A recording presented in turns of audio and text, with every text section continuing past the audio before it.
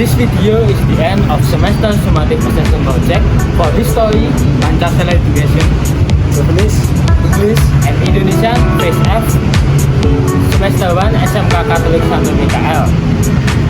Hopefully, it will be useful for all of you.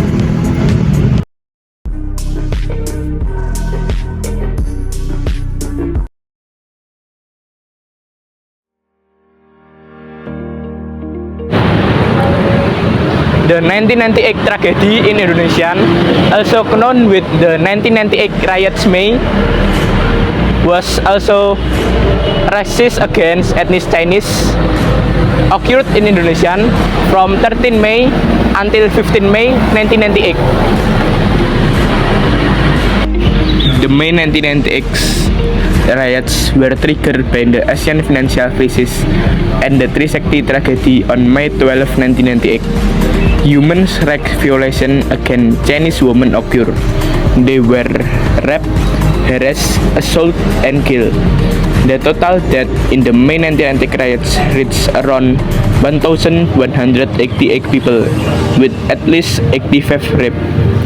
The political situation and the new order government, led by President Suharto, was experienced a crisis of popular confidence in the government. This crisis was exacerbated by public uncertainty, grievance, as well as corruption and nepotism.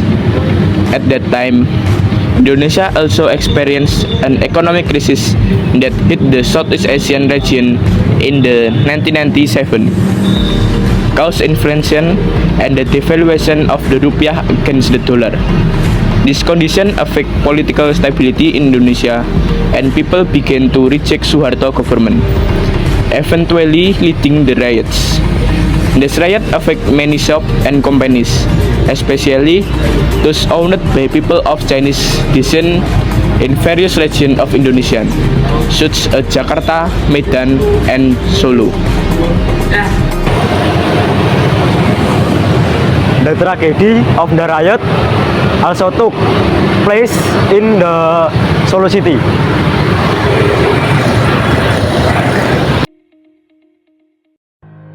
Various loss result from this riot, including 27 shopping centers, 270 shops, 287 cars and trucks, 570 motorbikes, 24 showrooms, 12 restaurants, and 6 offices. Not only were there property lost, but also a number of lives were lost in this riot. Various locations became the scene of the riot, starting from Matahari Singosaren, Sayudan, Lipopeng, to BCA Gladak. BCA Gladak was the place where arson incident and riot erupted for the first time in Surakarta. Mob moved towards the BCA Gladak Bank office and set to fire and damage parked cars, and the bank were also burned. Halo semuanya, di sini kami sedang bersama dengan salah satu saksi dari kejadian Mei 1998 di kota Surakarta. Baik Ibu, sebelumnya perkenalkan, saya Niko. Kami dari kelompok 4 kelas 11 TP1 SMK Mikael ingin melakukan wawancara mengenai kejadian 1998. Ini dengan Ibu siapa? Ibu Iin. Ibu Iin, oke. Baik Bu, pertanyaan pertama, apa yang Anda ketahui mengenai kejadian Mei 1998? Yang saya ketahui Solo chaos saja. Jadi kebakaran di mana-mana, kerusuhan. Setelah itu, apa yang Anda lakukan pada saat kejadian dan di mana Anda pada saat kejadian tersebut? Ya, kita tidak bisa kemana-mana.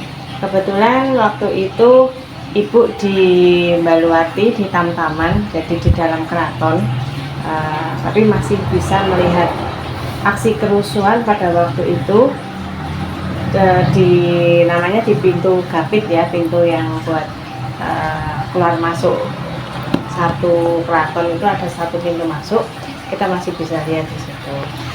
Tapi intinya pada saat kejadian 1-2 hari pintu itu memang tidak bisa dibuka, kita hanya bisa melihat dari lubang kotak atau sekat dari pintu. Menurut Anda, apa penyebab terjadinya kerusuhan Mei 1998? Penyebabnya ketidakpuasan dengan pemerintahan pada waktu itu Soeharto salah, dan mungkin diawali dengan ketidakpuasan rezim Soeharto, kemudian mahasiswa mulai bergerak, tapi kemudian masyarakat ikut, tapi mungkin jalurnya yang kurang tepat karena dimulainya dengan kerusuhan bukan dengan jalan yang bijak ya. Jadi dengan, ya mungkin karena tidak puasan, jadi beberapa melakukan hal itu. Bagaimana kronologi kejadian 1998 yang Anda ketahui? Kronologinya kalau di Solo, setahu Ibu, itu pertama itu demo mahasiswa, kemudian diikuti masyarakat, tiba-tiba tidak lama bakar-bakaran itu dimulai dengan membakar kalau nggak salah waktu itu ban bekas, tapi terus meledaknya ketidakpuasan mereka itu dengan menjarah toko di sekitar jalan, misalnya kayak Coyudan, terus Singosaren, semua hampir kayak dealer, bank, toko emas ada juga, toko elektronik. Jadi ya chaos benar-benar chaos. Matahari Singosaren juga dibakar pada waktu itu. Ya banyaknya mungkin setahu Ibu di Solo Utara. Kalau Solo Selatan, Solo Baru itu tidak sebegitu parah, tapi Solo Utara itu lebih parah. Bagaimana dampak dari kejadian yang Ibu rasakan terutama dalam segi psikologis?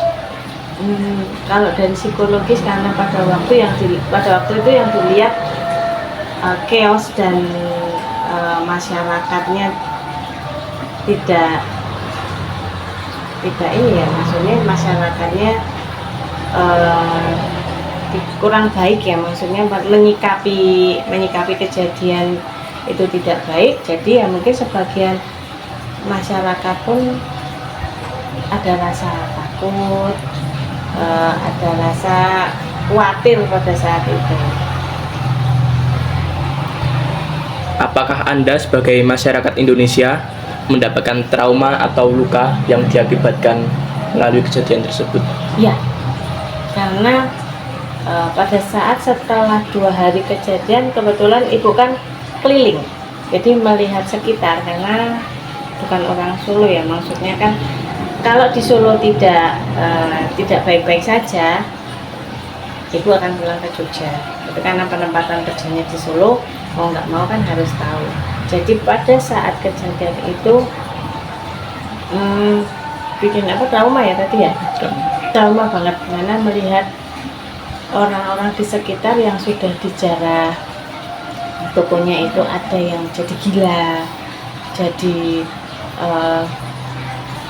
yang dijarah itu juga ya sebetulnya tidak manusiawi, jadi yang nggak, jadi orang yang punya toko, punya rumah jadi nggak punya rumah, kondisi kita susah cari makan, ya gitulah, jadi nggak ini. Apa yang dapat dilakukan pemerintah ataupun masyarakat sekitar agar mencegah kejadian tersebut tidak terulang kembali? Kalau pemerintah seharusnya sedini mungkin jangan sampai memang kejadian seperti itu terulang. Mungkin dengan cara pengamanan yang lebih ketat.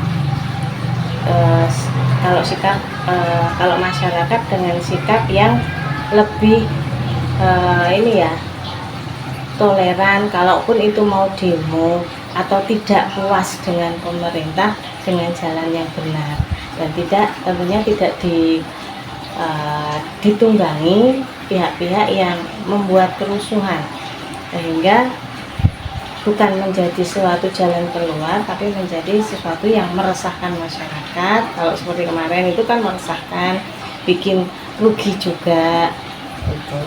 Jadi kalau dari pemerintah ya mungkin sikap tegas dari pemerintah, kemudian kalau dari masyarakatnya ya itu tadi harus bersikap lebih demokrasi yang sebenarnya. Terima kasih Bu sudah meluangkan waktunya untuk melakukan wawancara dengan kami. Mohon maaf apabila ada kata yang kurang berkenan. Pak, selamat malam. Ya, Kami dari SMK Mikael. Nanti nama saya Alega. ya, saya Devin. Nah, saat ini kami ingin mengetahui lebih lanjut tentang kejadian 1998. Oke, untuk pertanyaan, ini dengan Bapak siapa dulu? Bapak Sugeng. Bapak Sugeng. Ya, temannya Pak Bambang. Ya. Apakah Anda mengetahui kejadian Mei 1998, Pak? Untuk pertanyaan yang pertama. Itu mengetahui, ngerti sekali. Nah, saat di kejadian itu apa yang Bapak lakukan dan di mana Anda saat itu? Saat itu saya itu pulang kerja, Mas. Oh, pulang. Tapi sebelum kejadian itu kan sudah ada demo-demo dari mahasiswa itu untuk penolakan Orde Baru itu ke Orde Reformasi. Setelah pulang kerja, nggak taunya dari arah barat, dari UMS itu udah mulai gerak ke arah timur. Bapak tahu nggak penyebab utama terjadinya kerusuhan Mei 1998, terutama di daerah Solo ini? Ya, itu antara Solo, Jakarta itu semua terkait, Mas. Ya, itu butuh perubahan. Ya kasarannya itu untuk melengsar ke Pak Harto. Kalau saya loh ya dari orang awam, tanya itu reformasi, butuh reformasi gitu loh. Lalu Bapak tahu nggak kronologi terjadinya 1998 yang Bapak tahu aja? Yang tahu ya udah dasar dari pertama tadi. Itu berasal dari demo-demo baik mahasiswa UNS, UMS. Itu akumulasi dari demo itu dari seluruh Indonesia itu ya kejadian nih berawal dari itu 98 itu reformasi Solo itu paling besar dan paling mempengaruhi Indonesia ya itu. Kalau tempat-tempat kejadiannya yang Bapak Tempat kejadian itu hampir rata Solo semua, terutama jalur utama sampai Yadi dari Kartosuro sampai semua, hampir semua. Terutama untuk penjarahan, toko-toko besar, dealer-dealer mobil, toko-toko elektronik itu. Bapak sebagai masyarakat di Solo saat itu mengalami dampaknya terutama dalam segi psikologis nggak yang Bapak rasakan? Kalau dampak ya kita soalnya terbiasa udah kayak gini, jadi enggak ngaruh Mas dampaknya, Mas, biasa. Soalnya kebiasaan hidup standar menengah ke bawah itu ya segitu enggak ngaruh. Cuma harganya pengaruh di ekonomi, memang harga semua naik. Yang sepeda motor dulu cuma 4 juta, sekarang jadi 3 kali lipat gitu. Itu kan perekonomiannya memang total 100% berubah. Dari kejadian 1998 ini Bapak dapat trauma, luka ataupun kerugian enggak, Pak? Enggak. Sama sekali enggak. Lalu menurut Bapak apa yang bisa dilakukan pemerintah ataupun masyarakat untuk mencegah hal tersebut bisa terulang kembali? Ya, terutama untuk pemerintah. Pemerintah ya? Lalu masyarakat kan imbas dari pemerintah. Kalau untuk memperbaiki harus kedepannya ya pemerintah harus lebih adil lagi, lebih tahu lagi apa yang di kemauan dari masyarakat, terutama masyarakat bawah. Jadi harus terbuka gitu ya? Menerima saran, Terbuka ya, pokoknya lebih transparansi lah gitu ya. Dari segi utama, dari segi pangan. Sudah, Pak. Sekian dari kami. Oh ya, terima kasih. Siap. Throughout the interview, we conducted an additional information gathered from the internet. We can conclude that the 1998 riot were caused by several factors, including the Asian financial crisis, dissatisfaction, a decline in public confidence in the new order government, especially President Soeharto, rampant KKN, corruption, collusion, and nepotism, and the tragedy of the death of Trisakti student. Based on various information obtained, Found that the 1998 riot began with the re-election of Suharto as president for 32 consecutive years, causing people to protest. Plus the monetary crisis and the Trisakti incident in Jakarta. 12 May, which made more and more student participant in demonstration in various regions include Solo. The student demonstration on May 14 were exacerbated by the presence of unscrupulous individuals who provoked the community to a further. Finally, on May 15, 1998, riot broke out in various areas from East Solo to South Solo. Ultimately, the May 1998 riots had significant physical and psychological on society. Physical impact include deaths, injuries, sexual violence, and acts of anarchists during the riots. Additionally, the monetary crisis that occurred in the same year also had an impact, with many companies going bankrupt, numerous people losing their jobs, rising price of basic commodities, and a loss of confidence in the country. The psychological impact felt by the community was a sense of trauma and anxiety, especially in a politically charged year like this. So, from this incident, we can conclude that The May 1998 riot in Indonesia were a pivotal event that signaled the end of the New Order regime and the economic downturn resulting from the 1997 Asian financial crisis. This riot were sparked by discontent over disparities in Suharto's government, prompting various segments of society to join forces in demanding reform. With thousands of lives lost, the riot left a profound and lasting impact on both the physical and psychological aspect of society.